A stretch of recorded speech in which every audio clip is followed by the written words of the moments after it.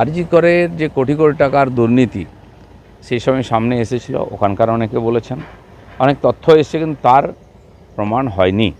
আর ওই দুর্নীতির সঙ্গে যুক্ত ওই দুর্ঘটনা অভয়ার, এই দুটো অঙ্গাঙ্গে জড়িত।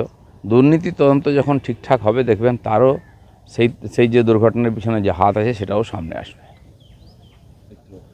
দেখো, মহামৈত্র কি সেটা আমাদের সার্টিফিকেট দিতে হবে না। উনি এই ধরনের বলে মাঝে মধ্যে সাসপেন্ড হন, যার সদস্যতা চলে গেছিলো পার্লামেন্ট থেকে, এবং তার সম্বন্ধে তার পার্টির নেতা কল্যাণ ব্যানার্জি যে ধরনের শব্দ প্রয়োগ করেছেন, তার এলাকায় লোকেরা তাকে যেভাবে ট্রিটমেন্ট করে, তো সেই জন্য ও সম্বন্ধে বেশি না বলাই ভালো। পশ্চিমবঙ্গে এসআইআর হবে না বলে সাংবাদিক বৈঠক করলে বললেন অরূপ বিশ্বাস। অরূপ বিশ্বাস বলুন, স্বরূপ বিশ্বাস বলুন, বা অন্য কেউ মুখার্জি ব্যানার্জি বলুন, যখন এসআইআর হবে তখন হবে। কেউ আটকাতে পারেনি, সিও আটকাতে পারেনি। আর অন্যান্য যে কেন্দ্র সরকার যেটা মনে করেছে বা নির্বাচন কমিশন সেটা করিয়ে নিয়েছে। ভারতবর্ষের বাইরে নেই পশ্চিমবঙ্গ রাজ্য, এটা বাংলাদেশ নয়, ভারতবর্ষের সংবিধানের আন্ডারে আছে, এবং এখানে নির্বাচন কমিশনের পুরো ক্ষমতা আছে সিআইআর এসআইআর করার।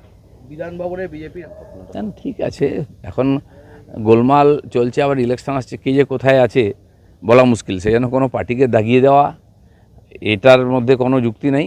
আমার মনে হয় এরকম ঘটনা, এগুলো পুলিশের সতর্ক হওয়া উচিত, যেই করুক, সেজন্য দোষারোপ করে কোনো লাভ নেই। কংগ্রেস আবার কী করবে, তাদের আছেটাকে না, অনেকে বলছেন নাকি বিজেপি এই মৌকাতে কংগ্রেসকে একটু হাইলাইট করে দিল। বিজেপির কোনো দরকার নেই কংগ্রেসকে হাইলাইট করার, আর করলেই বা কী হবে? স্যালাইন যতই দিন, সে উঠেই দাঁড়াতে পারবে না, সে লড়বে কি?